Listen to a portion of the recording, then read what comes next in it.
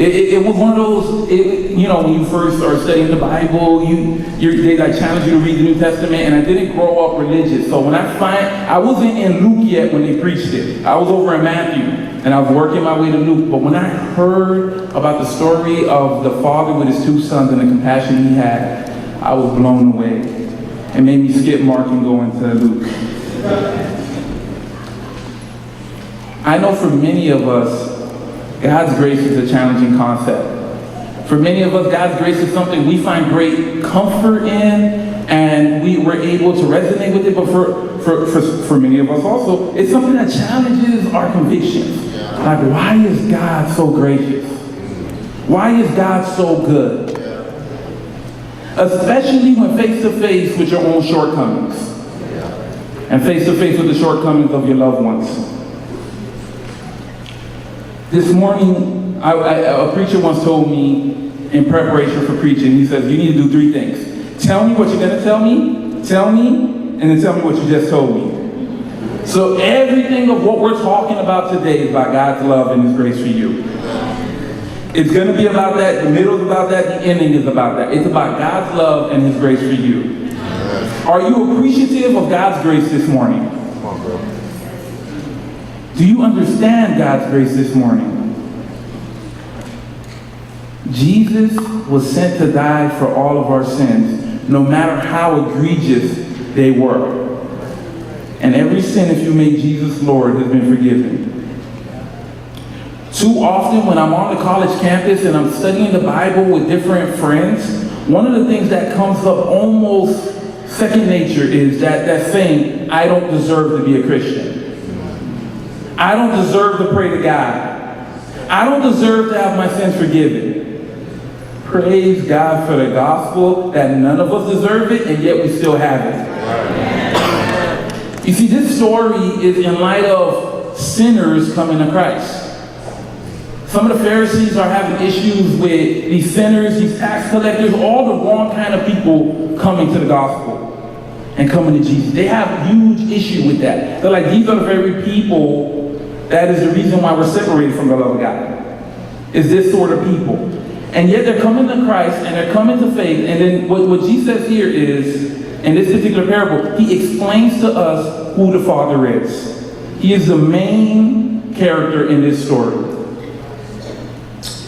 So let's jump right into Luke chapter 2. Yeah, like we're talking about Luke 15. Luke chapter 2, verse 34. Today's title is Celebrating God's Grace. To celebrate, to throw a party, to be greatly overjoyed by the fact that God is gracious to us. We throw a party for all sorts of things, and that's kind of what the parable was about. The guy found his sheep, threw a party. The guy found the corn, threw a party. Some of us, we don't have work, we throw a party. Even though we didn't make any money, we're like, we're going to throw a party to spend the money we do have. We throw a party for just about everything, and we need to throw a party for the fact that we have God's grace. So in Luke chapter 2, verse 34, Simeon is speaking to Mary and says, this child, speaking of Jesus, is destined to cause the falling and rising of many in Israel, to be a sign that will be spoken against, so that the thoughts of many hearts will be revealed, and the sword will pierce your own soul too. That's Jesus in a nutshell. Some things about Jesus attract so many, and there's other parts of Jesus that turns us all off. We just don't call it, I'm rejecting the gospel, we call it something else. In Luke 15, we see God's mercy, His incredible mercy.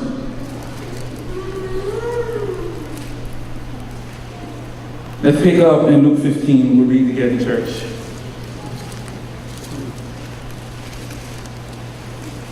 Luke 15, starting in verse 11. There was a man who had two sons. The younger one said to his father, Father, give me my share of the estate. So he divided his property between them. Not long after that, the younger son got together all he had and set off for a distant country, and there squandered his wealth in wild living. After he had spent everything, there was a severe famine in the whole country, and he began to be in need. So So he went and hired himself out to a citizen of that country who sent him to his fields to feed pigs. He longed to fill his stomach with the pods that the pigs were eating, but no one gave him anything. When he came to his senses, he said, how many of my father's hired servants have food to spare, and I'm here starving to death? I will set out, go back to my father, and say to him, Father, I have sinned against heaven and against you. I am no longer worthy to be called your son. Make me like one of your hired servants. So he got up and went to his father. But while he was still a long way off, his father saw him and was filled with compassion for him and ran to his son, threw his arms around him and kissed him. The son said to him, Father, I have sinned against heaven and I have sinned against you. I am no longer worthy to be called your son. But the father said to his servant, quick, bring the best robe and put it on him. Put a ring on his finger and sandals on his feet. Bring the fatted calf and kill it. Let's have a feast and celebrate. For this son of mine was dead and is alive again. He was lost and is found. So they began to celebrate. This has been something, if you're in the audience in the first century, if you would have heard this story, several things about God would have stood out to you. The very first thing is, when the son said, give me my share of the inheritance, he's essentially saying, Dad, I wish you were dead. Just give me my money. Give me your things. I want your things. Give it to me. I don't really want you. I want to have autonomy. I want to live how I want to live. Give me my stuff. Now, for many of you today, if you even have the audacity to talk to one of your parents like that, what would happen? My mom got a heavy right hand. I would have caught it. There's no way I could tell my mother or father something as bold as this. But this son says it. He's like, I want my stuff. I want my share of the inheritance. I want to be able to go where I want to go. For many of us, we desire autonomy. We desire autonomy not only from God, from God's people, from everyone. We want to be left alone. There are people sitting in here today, just leave me alone. I only came here, like Alex mentioned, my house doesn't have air conditioning. And I'm only here fellowshipping because I want air conditioning. We want to be left alone. Come on, bro. We're like, God, I don't want to connect with you. God, I don't want anything to do with you. And some of us, we feel this sense of, I just want to govern my own life. Can I figure it out? Come on, bro. I mean, I'm whatever age, old enough to figure it out. If I'm 12, I'm old enough to figure it out. If I'm 80, I'm old enough to figure it out. Leave me alone. That's what the older son wanted from the father. He's like, I wish you were dead. I wish I didn't even know what you thought. You see, the older son was bringing great shame on his father. Any of you who've ever grew up in communities, you know what it's like. If a son leaves, everyone in the neighborhood knows. They're like, where's your boy? He's gone. And even more than that, when he sold the property, someone else was going to buy the property, and they're like, who's these group of guys working on the fields? Well, my son wanted his inheritance, and so I sold it to him, and he sold it to these guys, and now my property just shrunk. This son was selfish to the core. He abandoned his father, and he abandoned his brother, and he abandoned his family because he wanted to be left alone. It says he went off to a far country and blew his entire money.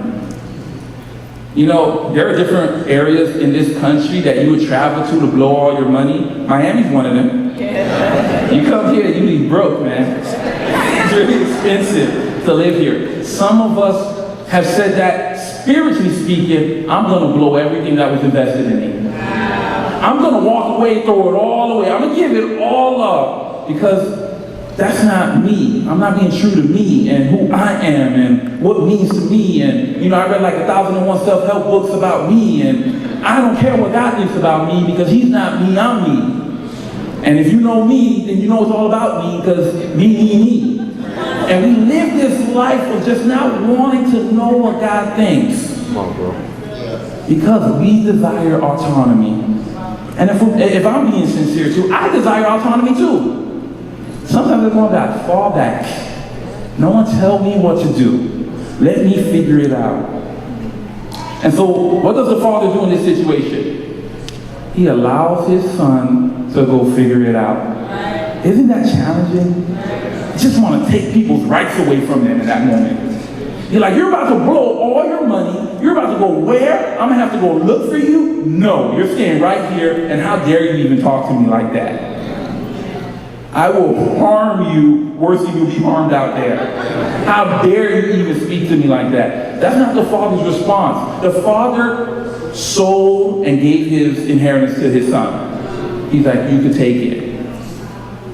How gracious is God even in this moment? That's what Jesus is trying to help the crowd understand. Even in this moment where the son basically spits on the father's face, he's like, you can still get what you're looking for.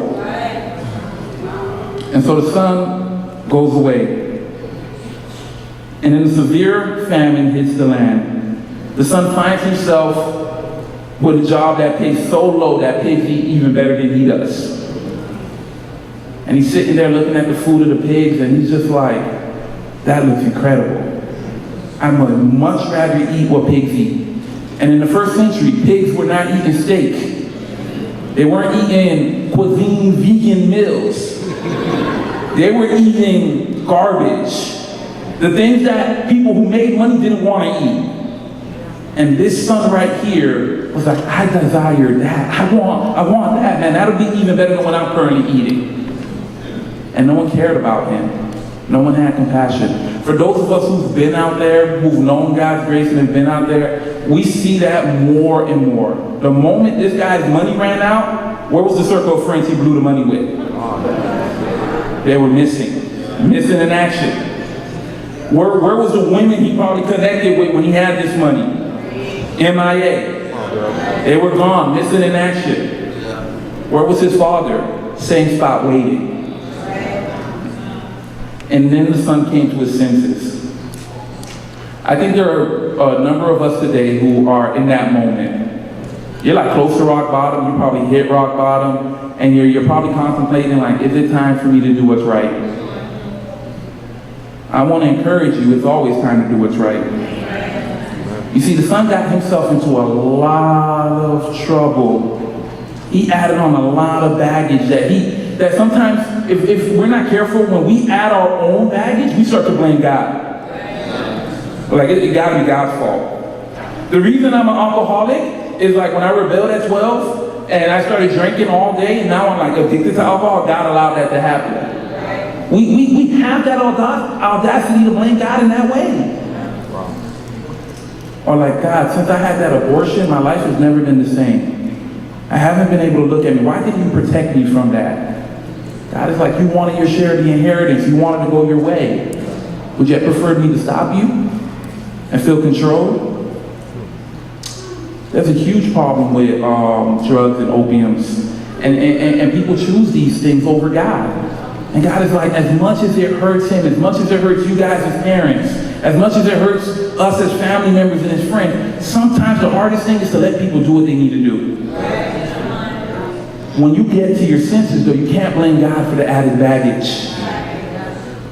Adultery, flirtation, broken relationships, violence, lying. There are too many times when we decide to turn our backs on God. It says in Romans, he gave them over to a depraved heart.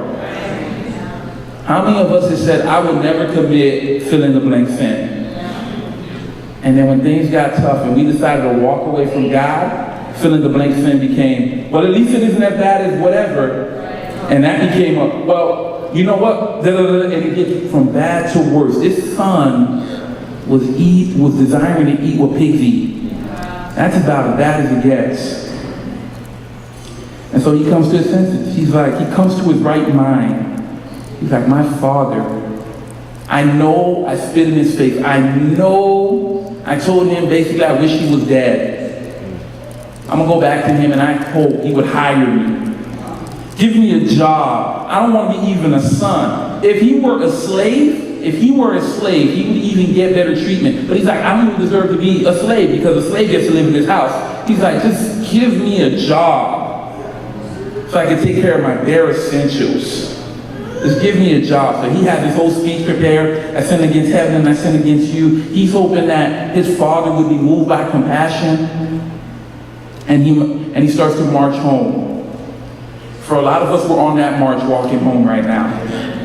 And there are things like, what's my dad going to say? What is my brother going to think? What are the people going to think? Honestly, just concern yourself with one thing. What does God think? And his people will be okay.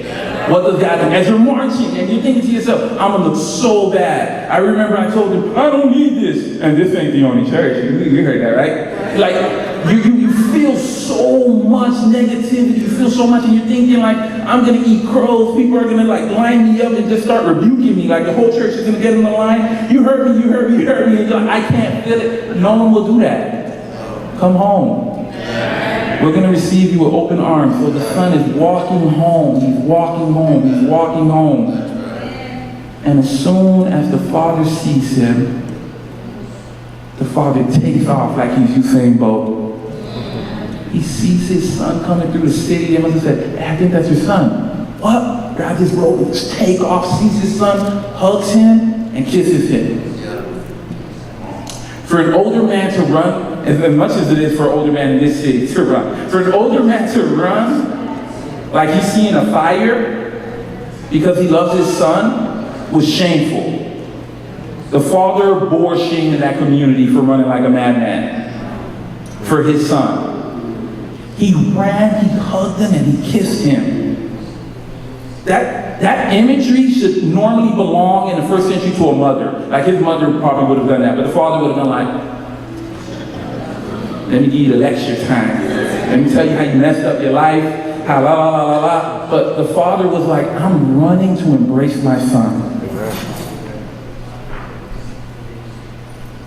Every time I come back from a long trip, and that hasn't been many times, Jules just gets out the car and she hugs me. She's like, hi, Steve. She's like fired up to see me. She's like probably the only person who's consistently happy to see me. There's some people who are indifferent to see me. Some people don't like seeing me. But she's always happy to see me. The father was fired up about seeing his son because he loved his son. He saw him. And I can just imagine the scene where the father grabs his son and the son pushes away like, let me tell you my spiel. I'm not trying to get one over on you. I'm not trying to take advantage of you. I just want you to know I'm ready to work for this. I want to work my way back into your good graces. This time is going to be different. I got this checklist, that checklist. I got it all. I'm ready to work back. He doesn't even cater to what his son says. He's like, get the robe, get the ring, kill the biggest cow you see. We're going to throw a party. Some of you think the biggest decision you need to make is choosing to go back to God. The sin and everything else will take care of itself. It will take care of itself if your heart is to return home. The father embarrassed himself in front of the whole community. The whole community. And we do the same thing still sometimes. Sometimes we be like, forget this and live this way, da da da da. And people are like, is that their God? Aren't they the Christian? And now they're living this way, da da da. And then when they see you come back, they're like, God just took them back. That's why I can't follow that God. How amazing is God's grace that God doesn't care what other people think about him. If God were like us and he concerned himself what people thought about him, nothing good would happen. God is gracious. And he was welcomed back lavishly. He was welcomed back not as a servant, not as just a worker, but as a son. As a son. The father restored him, and not only that, he threw a big party to let everyone know this isn't an in-the-closet restoration. My son is back. Whole community, you guys can find out. We're making steak, we're making all the other good stuff going on. You are all welcome to come and grab a plate because my son is back. Are we excited? Are we thrilled about God's grace in this way? How do you think the son felt? You know, there's certain things in life where words are not appropriate. You just cry. You're just like, man, God, really? And he just cried. He's just like, why are you so nice? I saw online that there was a woman who had a massive issue with her. She needed the generator, and some guy just gave it to her, and she was just crying. She was just crying. She's like, I didn't earn this generator. And the guy gave it her, and she just crying, and she was moved by that.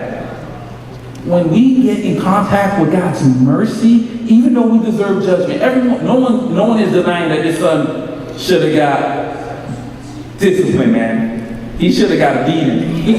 This guy should have been taken to the woodshed, man. He embarrassed the entire family. But when he was able to receive God's grace, imagine what everyone else thought in the community thought about his father and that bond they had. Some of him thought, man, your father's too soft on you. Yeah. You're going to go back and wild out again. Or he's this, or he's that. But you know what? God loves so deeply, he's not scared to be rejected. Some of us, we guard our love because we're scared to get rejected. We're like, I'm not going to love them too deeply because they might hurt me. God is like, I will love you tremendously. I will risk myself for you. I will allow myself to look like a fool on your behalf because of my great love for you. And that's because we were made in God's image. So this is a potential internal monologue we may have if we're thinking about returning. Do I really need to come back? Can I just fix my relationship with God where I'm currently at? Do I need to come back to the community of believers because I'm scared of what they think? Do I seriously need to mend my relationship with the people I've hurt? Do I seriously need to go back to living under God's rule and no longer under my own autonomy? I'm scared that my brothers and sisters might think I might do it again. I'm scared that there's a part of me that wants to do it again. I'm scared that I don't have what it takes to finish this race. I'm frightened and I'm terrified that no one will trust me again. I have my eternal destiny in front of me, and even though I know I'm not reading Hebrews correctly, it says anyone who falls away cannot be brought back. So maybe I can't even be brought back. Maybe I'm just wasting my time. You feel all these fears and anxieties, and so you get paralyzed. What does this story tell you? The father's like, man, once you walk through the city gates, I'm right next to you, and I'm gonna walk you back to the home. No matter, so any shame that will come on you, let it come to me, and I'll walk you right back into my community. It cost the father a lot. He gave up his property. This lesson to show his son how much he loved him, it cost him a lot. This is a heavy lesson. You know, sometimes you just want to read something and be like, wow, that's a powerful lesson. The father's like, I lost my property to show you how much I love you when you return. It cost the father a lot, but the younger son will always remember his father's grace and his mercy toward him. But the story doesn't stop here.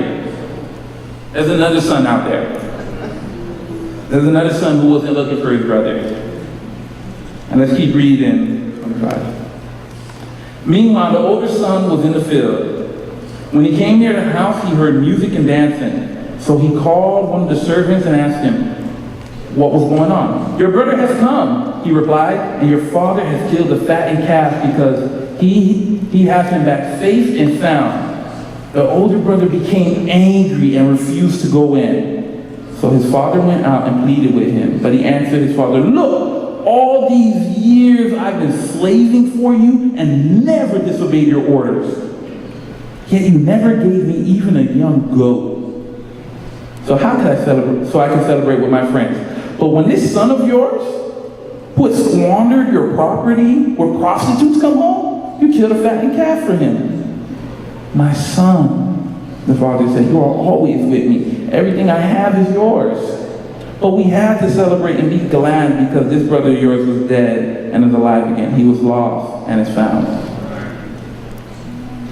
The older son is in the field working. Like he said, he's always doing. He's always working. You know, some of you guys know people who work really hard. He's one of those guys. He's working extremely hard for the father. But when news that his brother came back and they threw a party for him, he got ticked off. He said, what? Why? What the? God? My father? Why you got a party for this dude? Who got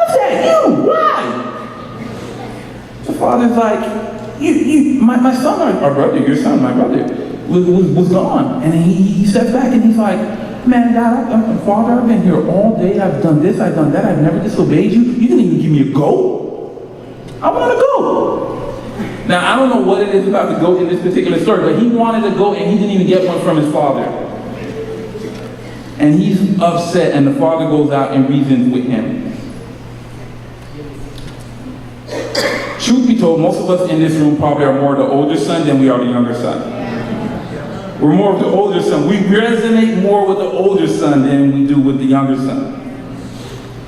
I was talking to James yesterday, and he's like, you know, there's two sons that were lost. Two sons weren't connected to the father. You know, a lot of times we could be here physically, and we're out to lunch spiritually.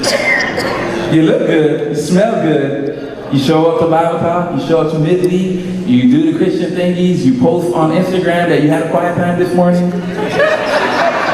You're like doing great, or you Snapchat, you're talking about how you're helping people for Irma. You're doing phenomenal. But in your heart, you're like, I'm gone. I've been gone. Come on, bro. You know what happened? Some of us are obsessed with doing instead of being with God. We rather do for God than be with God. Why? Because the same like this son, he exposed his heart right here. His son is a mercenary. He's like, I want your stuff too. I just went about it in a different way. Younger people have this term, it's called finesse. The older son tried to finesse the father. He tried to work it in to where I'm not like him. You see how he just like embarrassed you. I'm good. But he's like, I got my eyes on that inheritance too. And that calf was my calf. He should not have gotten that calf. And now that he's back, what's going to happen with my property? Is it going to, do I have to share it again? Is he going to get a part of my divide? He was concerned about the father's stuff and cared very little for the father. Instead of saying, my brother, he says, your son. I know some of you who are parents, when you guys get like really frustrated with one of the children, people like, your son is acting up. Your daughter is acting up. You look like your kid too. Like the older father, the father felt for the older son, but the thing that was going on in the older son was like, you're messing with my stuff too. I actually want my stuff as much as my younger brother did. The younger son and the older son was equally self-centered. His doing good, his morality gave him a sense of confidence and a sense of entitlement that the father never gave him. The father had to go out and say, you were always with me. Sometimes we don't want God with us. We want his blessings. You know that scene with Moses and God and Moses, God tells Moses, you could go into the promised land without me. There's too many of us who be like, all right, later God. Got what I was looking for. You don't need to come here with me. That was this older son right here. He wanted the blessings, but not necessarily the father. And then when you see here what he does, he hears about the fattened calf, and he's like, I want to go. Don't we compare blessings sometimes? Ooh, we really compare blessings.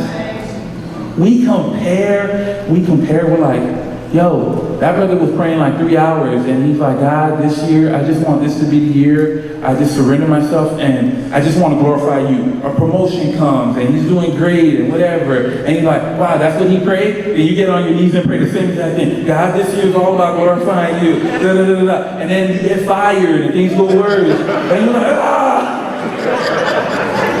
Or that brother who was like, yo, this year, or that sister, I don't care about being in a relationship. I'm just going to go to these conferences to fellowship, to grow, to mature. She goes on one of those conferences. She finds a great brother. She's connected to him. They fall in love. They get married. And then she tells the story about that year I decided I wouldn't be in a relationship. And the other single sisters are like, I'm in the same place. This year, it's not about being in a relationship. It's not about this. It's not about that. They go to the conference. They come back equally as single. And they're like, God, what happened? Come on, bro. Like, What's going on? What about me? Where's my goat? I don't need a fattened calf. I just want a goat. Give me a goat, Lord.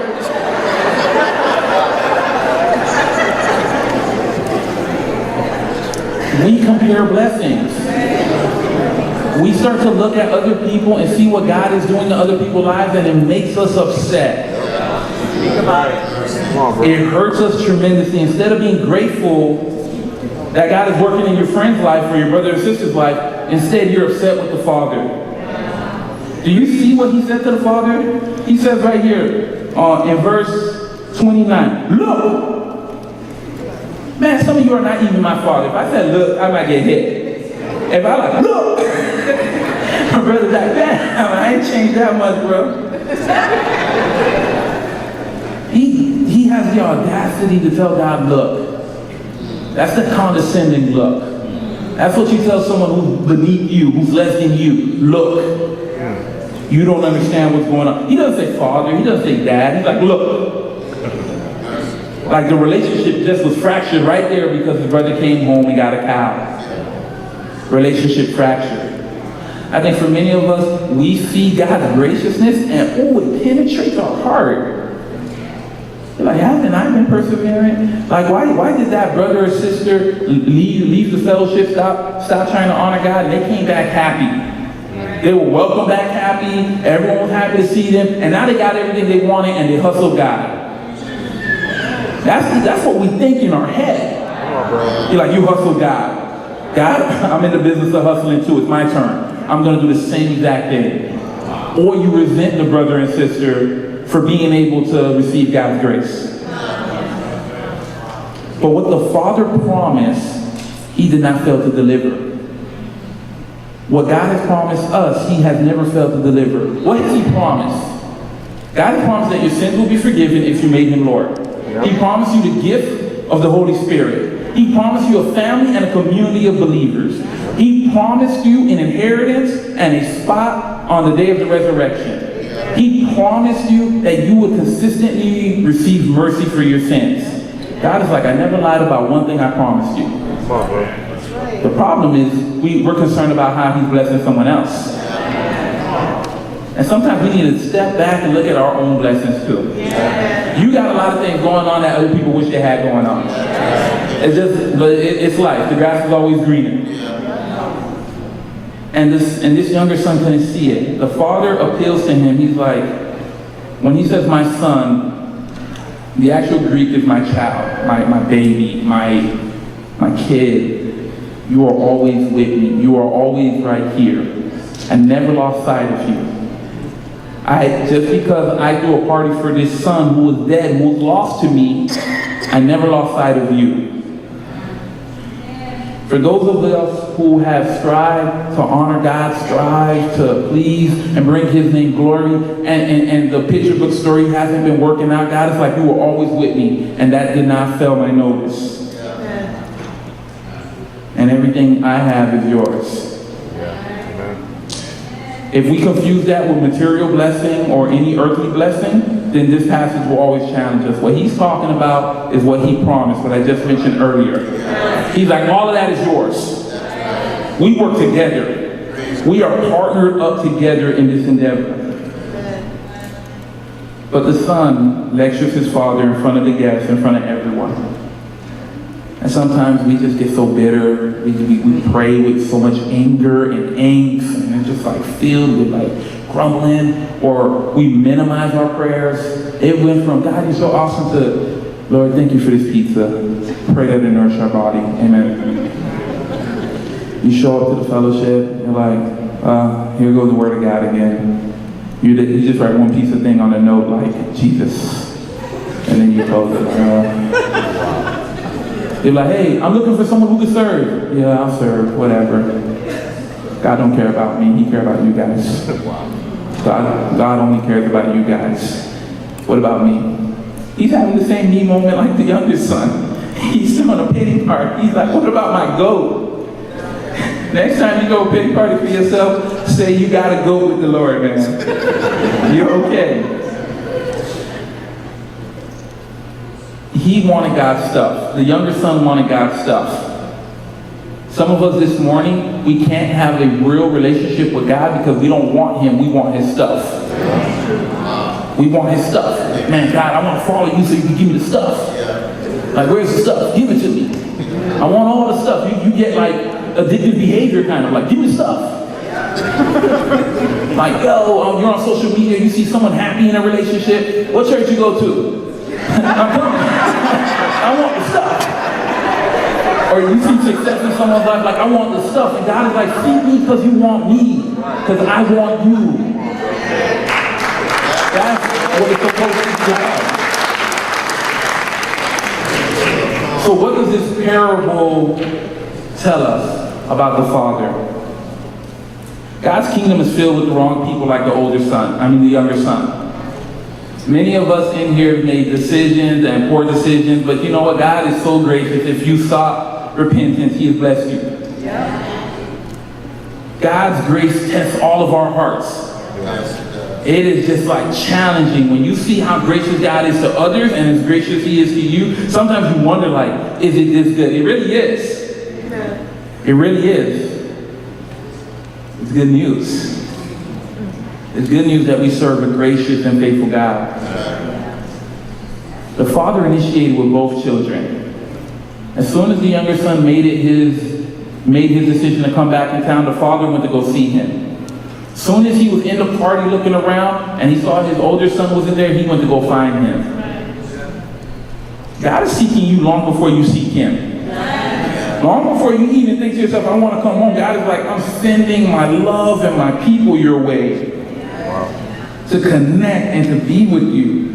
The Father forgave the younger son and established His sonship and humbled Himself to the older son and was able to take his criticism. Jesus is just like that. Unlike the older brother who didn't go look for his younger brother, Jesus is the older brother who not only went to go look for his younger brother, but divided his inheritance with his younger brother and sisters. Jesus is like, take it all. I want all of you guys to share in this relationship I have with the Father. That's the gospel. That Christ came to die for sinners. The gospel is the message of the cross is foolishness to those who are perishing, but to us who are being saved is the power of God. And we should not be ashamed of the gospel. We should be encouraged by the gospel. Jesus came to save sinners. And for those of us who think, yeah, I'm already set, I'm already good, you're still being saved. You're still being washed, you're still being redeemed, you're still being sanctified. And you need to remain humble to that. But it cost the Father a ton to reconcile his older son and his younger son. It cost him a lot. It cost Jesus his life to reconcile these relationships. See, what Jesus is trying to help people understand, what He's trying to shape here with this story is, your idea about who the Father is completely wrong. If you think God is up there counting every wrong you do, like, oh, it's time to throw a pebble at this dude, he's sinning again. That's not the Father's heart. If you think for a second you could finesse God, you could trick Him by just doing good but not wanting to be with Him, He sees right through that as well.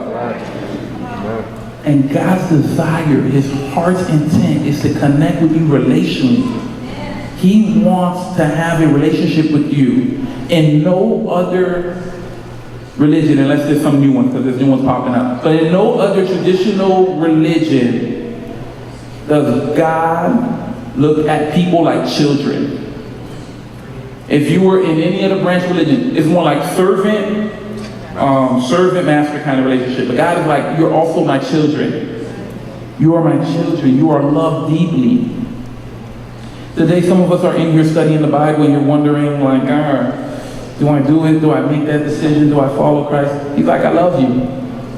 I love you, man. I'll split whatever I need to split with you. I'll be embarrassed for you because I love you tremendously. Some of us are stuck in our righteous deeds in the sense of we just do things, but we know we're not connecting to God. We know we haven't had meaningful time with God. And sometimes even the thought of being with God kind of annoys us. And what He's saying is, get back to my heart. Get back to my heart. Get connected to me. Be reconciled to me. Last month we did revival. That's what the revival was all about. Reconnecting us back to God emotionally. Reconnecting us back to God spiritually. It is not abnormal that we need revival from time to time. But stories like this remind me that the God who will revive us is a gracious God. A patient God. So I want to encourage us today as we think about who Jesus is and what he's done for us. As we think about the gospel. That whether you're the older son or you're the younger son, you need Jesus. But Jesus is ultimately saying, I'm always here for you. I'm always willing to reconcile myself to you and make myself less so you can become more. Please remember that the gospel, this story, is all about God's love for us. His love for all of us. So we're going to say a prayer for communion.